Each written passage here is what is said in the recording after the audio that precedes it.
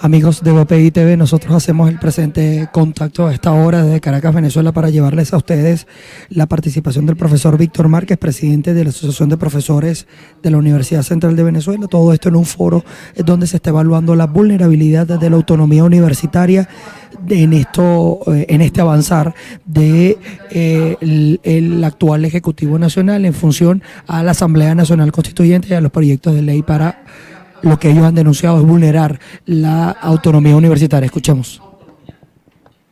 Y me voy a referir entonces ahora a un hecho reciente. Y el hecho reciente es, como yo dije hoy en un programa de televisión, es la comedia de las equivocaciones. Es decir, este es un país donde tenemos que imaginarnos que cualquier cosa que se nos ocurra, loca, eso va a pasar. Y eso acaba de pasar en la facultad del profesor Api. Resulta que el Consejo de la Facultad decidió cumplir con la ley. Cumplir con la ley significa ¿qué? Que un profesor, una vez que ingresa, puede ser que ingrese por concurso de credenciales, la universidad está obligada a abrirle el concurso de oposición. Y resulta que había un cerro de profesores que no les habían abierto el concurso de oposición. ¿Qué significa y qué implicaciones tiene la nueva apertura del concurso de oposición? Que el profesor no tiene estabilidad, que el profesor no tiene derechos, no puede venir para el IPP a recibir los beneficios del IPP, no tiene el HCM que otorga el IPP, que es distinto al que se otorga afuera, no tiene algunos derechos o algunos beneficios que están en los contratos de trabajo. Entonces, la facultad decidió ponerse a derecho y abrirle los concursos a los profesores para que los profesores compitan y una vez que ingresen tengan la carrera académica que implica el desarrollo del profesor universitario. Pues bien, un profesor con 7 años introdujo un recurso de amparo y una medida cautelar. Y el famoso sistema judicial nuestro, impoluto, apegado estrictamente a la ley, entre comillas, suspendió los concursos de oposición. Le dio la medida cautelar al sujeto de 7 años, que debe ser que está muy asustado porque le abrieran el concurso de oposición y se sintió tan asustado que decidió introducir la medida. ¿Ok? Entonces decidió que estaban suspendidos todos los concursos y esto hasta que se modificaran, oigan el argumento, hasta que se cambiaran las autoridades universitarias que no han sido electas y que están casi legalmente dentro de los cargos. Es decir, una decisión tomada por una instancia jurídica con contenido profundamente político. Porque no hay otra explicación a eso. Porque si la universidad aplica eso, la universidad está violando la ley de universidades. ¿Ok? Si nosotros aceptamos la suspensión de los concursos en esa facultad, estamos aceptando que esa juez nos esté obligando a nosotros violar la ley de universidades. Entonces, académicamente estamos intervenidos. El reglamento del personal docente fue intervenido hace rato. Hace rato que nos los intervinieron y nos los modificaron. Porque lo que antes era que si una persona le daban un veredicto, el veredicto era inapelable del jurado, ahora cualquier veredicto es apelable. Y eso nos lo modificaron, no porque nosotros lo discutimos y llegamos a esa conclusión, sino que de afuera vino una decisión, ¡pum!, y nos modificaron la normativa. Entonces estamos frente a un problema político que cada vez estaba teniendo mayores efectos en todas las áreas. Y entro entonces al área estrictamente gremial. A nosotros nos tienen que dar unos determinados ingresos. Y esos ingresos están contemplados en el acta convenio. Déjeme decirle que yo tengo 4 días tratando de elaborar un boletín informativo para explicarle a los profesores la tragedia que estamos viviendo y no hay por dónde entrarles. Y no hay por dónde entrarles porque es que la información que poseemos es tan enredada y tan confusa, bueno, que lo único que yo les puedo decir a los profesores es que cada vez tenemos unos ingresos congelados, que todos los días se incrementa el costo del funcionamiento institucional, de que Samoy se come el 85% del presupuesto del IPP y que estamos a punto de quiebra del IPP si seguimos por la vía que vamos. Y el gobierno sigue sin entregarnos totalmente los recursos que nos tienen que entregar.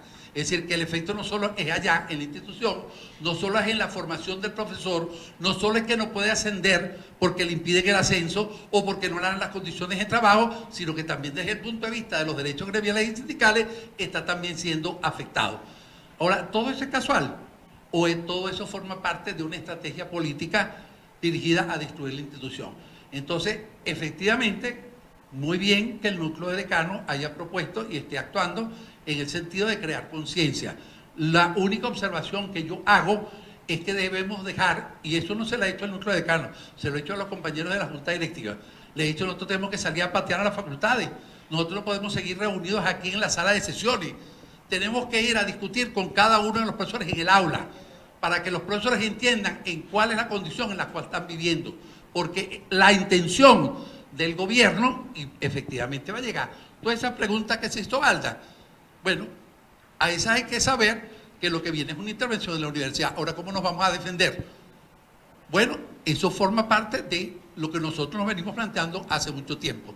Eso implica organizarse, eso implica tomar conciencia y eso implica activarse. Y desgraciadamente, en mi opinión y en opinión del gremio, desgraciadamente la estructura que tiene que de alguna manera ser el centro de convocatoria, que es el Consejo Universitario, no logra generar una política dirigida a la defensa de la institución. Es decir, a veces uno ve las agendas del Consejo Universitario y es una agenda absolutamente administrativa. No, el Consejo Universitario tiene que empezar a discutir lo que está pasando en la universidad y cómo vamos a salvar a ella. Muchas gracias. Bien, palabras del profesor Víctor Márquez, quien es el presidente de la Asociación de Profesores de la Universidad Central de Venezuela. Todo esto en su participación durante este foro donde se está analizando la vulnerabilidad de la autonomía universitaria de cara a la Asamblea Nacional Constituyente y en función a las distintas legislaciones que ya ha asomado la Asamblea Nacional Constituyente pueda generarse acá en lo que es la actual visión que se tiene de las autonomías, de la autonomía universitaria en función a lo que ya ha venido ocurriendo con violaciones sistemáticas a la autonomía universitaria a través del sistema de justicia en diferentes instancias, como lo ha expresado el profesor Víctor Márquez. Se espera ahora la participación, por supuesto, de Juan Carlos Apitz, quien fue magistrado de la Corte Contencioso Administrativo de la antigua Corte Suprema de Justicia, abogado, y que por supuesto va a hablar sobre el ámbito legal que actualmente tiene con la Constitución de 1999 y las distintas leyes orgánicas y leyes de segundo grado, la autonomía universitaria. Todo esto para entender la vulnerabilidad que actualmente tiene con el sistema de gobierno que impera actualmente en Venezuela, la autonomía universitaria y el sano ejercicio de la academia en Venezuela. Y ya viene la participación del profesor y abogado Juan Carlos Apitz. Que el aparato judicial no es el aparato judicial, sino el elemento político judicial del gobierno. Bienvenido.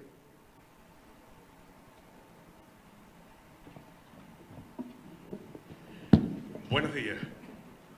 Quiero comenzar mi intervención, primero que todo, agradeciendo a los organizadores de este evento que hayan pensado en mí para compartir con ustedes la mañana de hoy.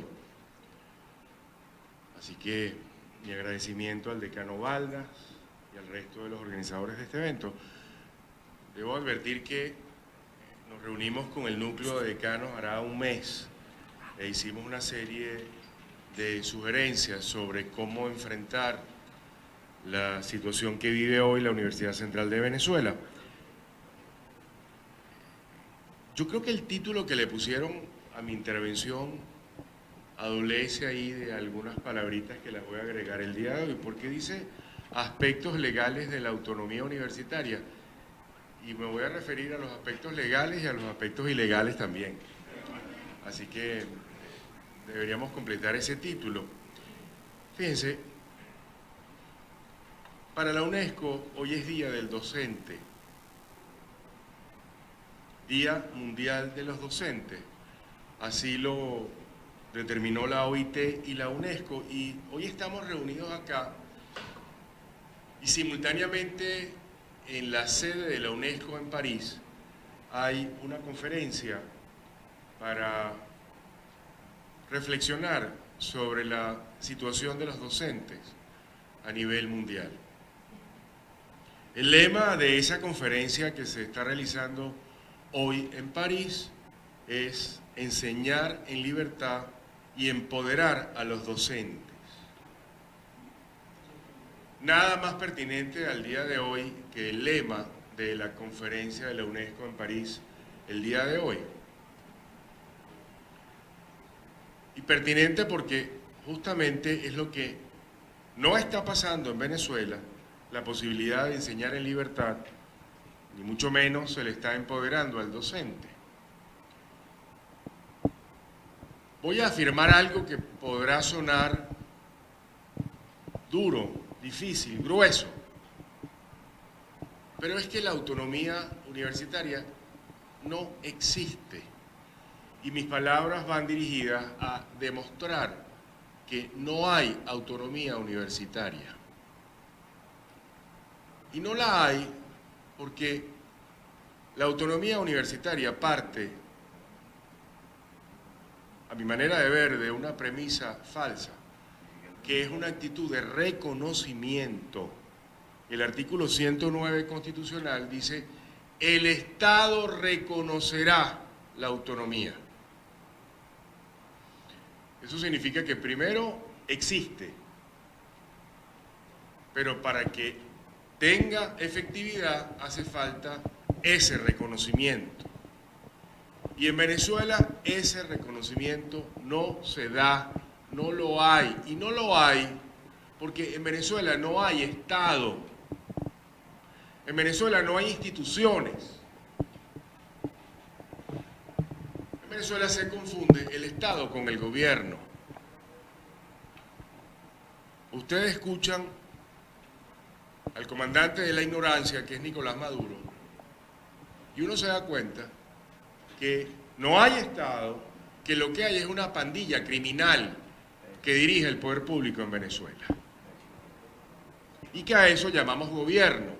Y que ese gobierno no tiene ninguna disposición a reconocer la autonomía universitaria. Por lo cual no se puede enseñar en libertad y mucho menos están pensando en empoderar a los docentes. Porque además debo reconocer aquí lo que es el verdadero lema de esta pandilla criminal. ¿Cuál es la actitud y cuál es la disposición?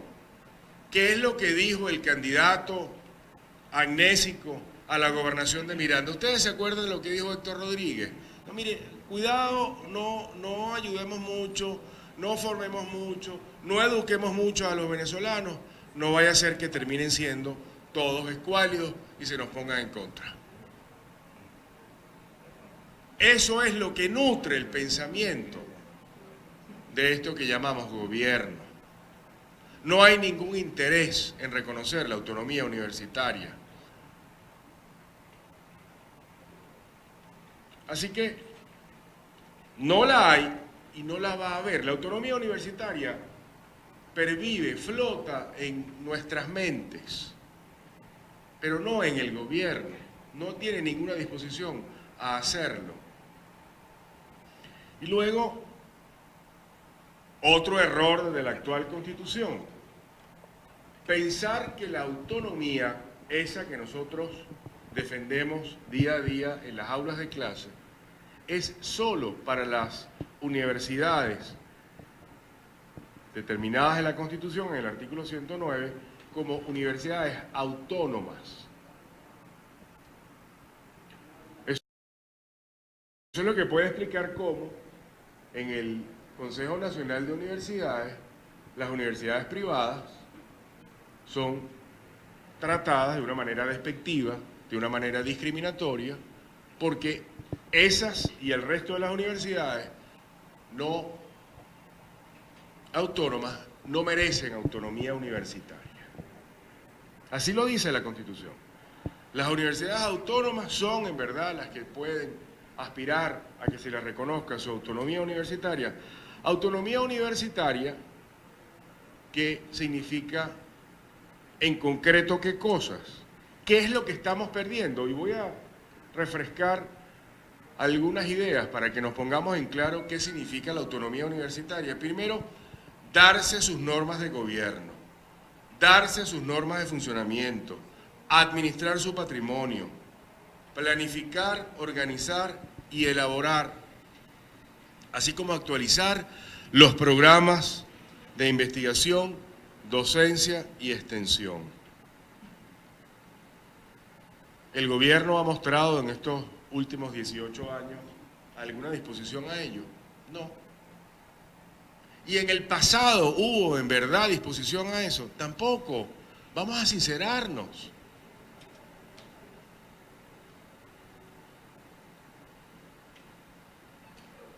Antes de este gobierno tampoco había disposición real hacia la autonomía universitaria, a reconocerla.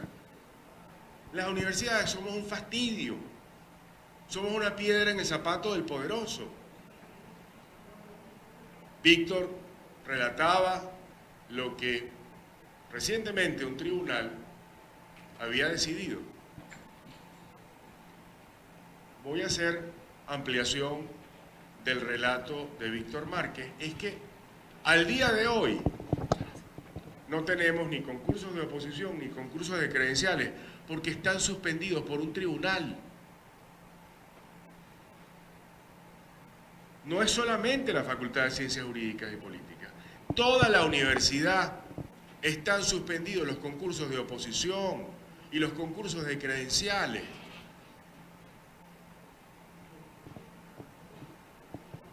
¿Y esto pasa por qué? Porque es el ataque a las universidades en este país. Las universidades nacionales, las universidades privadas. Yo les voy a exponer cuál es mi hipótesis sobre esto.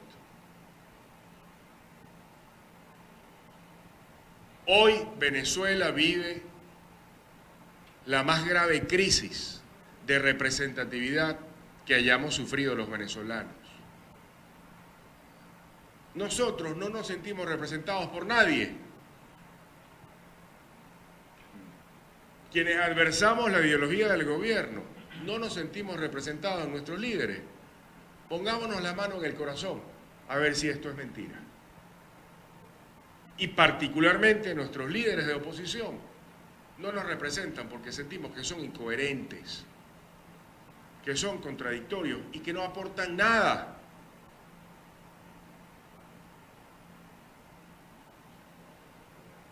Quien sí puede aportar y representar a la idea democrática de la sociedad venezolana son las universidades. ¿Dónde está la Venezuela que nosotros soñamos y que nosotros deseamos? Están en nuestras bibliotecas, en las tesis doctorales, en los trabajos de posgrado, en los trabajos de ascenso. Ahí está la Venezuela del futuro. Por eso es que no es casual que el Consejo Universitario fuese atacado como fue atacado, como lo relataba Víctor. Ellos saben que la verdadera oposición, la verdadera resistencia a este gobierno, a esta pandilla de criminales, está aquí en las universidades. Y eso es lo que yo tengo que socavar. Eso lo tienen perfectamente claro.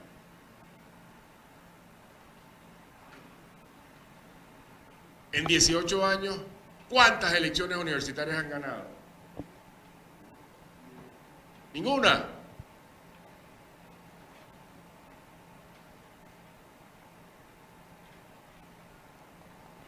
Luego, lo han intentado todo, a través del Poder Judicial, suspendiendo elecciones universitarias, de autoridades, de representantes estudiantiles, de representantes profesorales. ¿Hace cuánto la PUCB no se le permite hacer elecciones acá?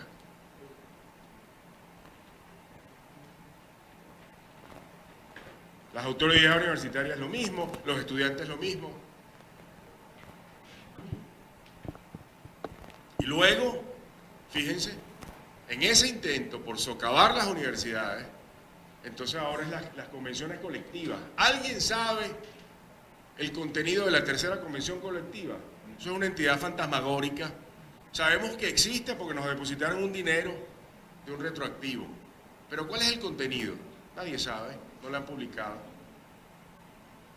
Y lo más lamentable es que nos olvidamos.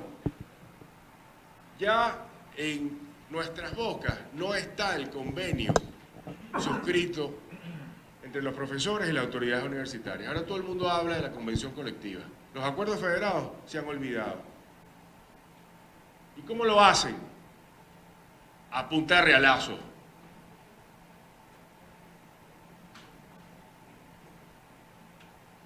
Así que aquí no hay ninguna disposición a reconocer la autonomía universitaria. Ni el gobierno, ni ninguna de las supuestas instituciones del Estado. El Poder Judicial, eso es el mismo gobierno, vestido de toga judicial. Porque aquí no hay Poder Judicial. Para que haya un juez, tiene que ser una persona independiente e imparcial. Eso no existe en Venezuela. Nos hacen creer que existe una cosa que se llama sentencia, donde la juez decide que suspende todos los concursos de oposición, todos los concursos de credenciales, además obligan a reclasificar a un docente que está contratado. ¿La vamos a cumplir? No la vamos a cumplir. Nosotros no vamos a cumplir esa sentencia. Métame preso, pues. Venga aquí a cumplir su sentencia. Ejecútela. Venga usted, señora juez, a cumplir esa sentencia aquí. Nosotros no la vamos a cumplir. Nosotros vamos a hacer los concursos.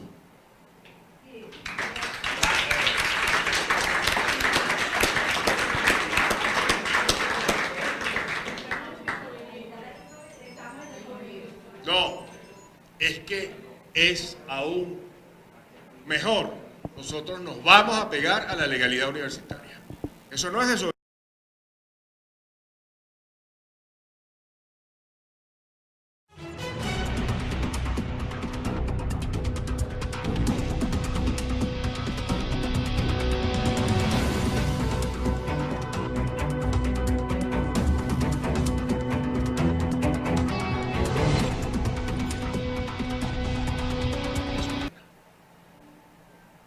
Y es el docente universitario en compañía de los estudiantes, en compañía de los trabajadores universitarios, de los empleados de los obreros, quienes pueden hacer eso.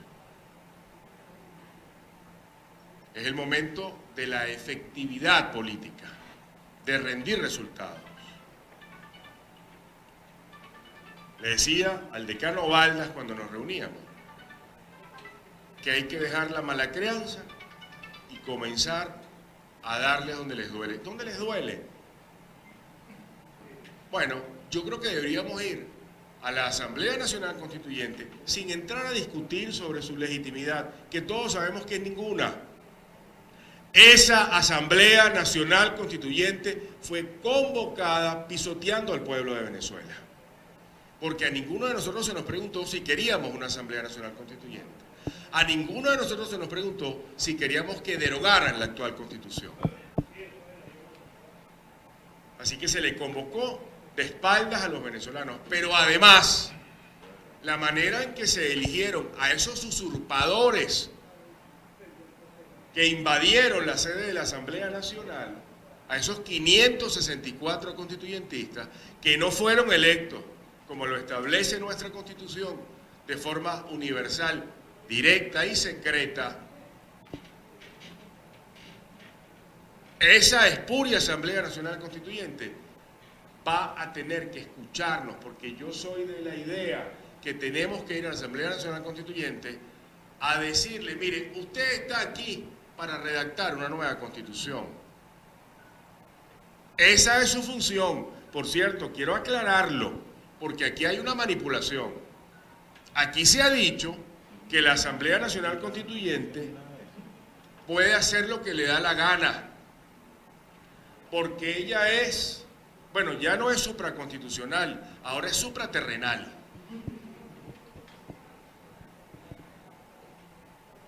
Yo le voy a leer a Delcy un articulito de esta Constitución para que vea todo lo mentirosa que es ella y el presidente Nicolás Maduro, que montaron esa farsa de Asamblea Nacional Constituyente. Y lo leo para que ustedes retransmitan esta idea, para que no se dejen pasar ese contrabando de la supraconstitucionalidad de esa Asamblea Nacional. Dice, la Constitución es la norma suprema y el fundamento del ordenamiento jurídico. Todas las personas y los órganos que ejercen el poder público están sujetos a esta Constitución. ¿Puede ser supraconstitucional algo en este país? No, obviamente que no. Y entonces con el cuento y la manipulación de la supraconstitucionalidad han inventado, y así lo dijo el representante del miedo de este gobierno, que es Diosdado Cabello. Mírenlo con calma para que usted vea lo que hay ahí. Lo que hay es miedo en ese señor. Cobardía. Que habían leyes constituyentes, que habían acuerdos constituyentes, que habían resoluciones constituyentes. Bueno, pareciera entonces que la Asamblea Constituyente puede tomar cualquier decisión, y no es verdad. El artículo 347 de esta Constitución es claro. Una Asamblea Constituyente es para redactar una Constitución. Redactar una nueva Constitución, crear un nuevo ordenamiento jurídico que le sirva de piso a esa nueva Constitución y transformar el Estado. Esas son tres actividades que se vierten, que se materializan en el nuevo texto constitucional. Una Asamblea Constituyente no es para destituir a la Fiscal General de la República. Para eso no es una Asamblea Constituyente. Una Asamblea Constituyente no es para aprobar una nueva ley de universidades. Porque les recuerdo que las competencias legislativas son de la Asamblea Nacional, que elegimos en diciembre de 2015, que están ahí intactas en el artículo 181 constitucional. Entonces ellos creen que ellos pueden aprobar leyes, dictar decretos, resoluciones, y pare usted de contar. Yo les quiero confesar que tengo un temor. Presiento que van a destituir a Miss Venezuela y que Iris Varela o Delcy pudieran ser nombradas Miss Venezuela. Aquí puede pasar cualquier cosa.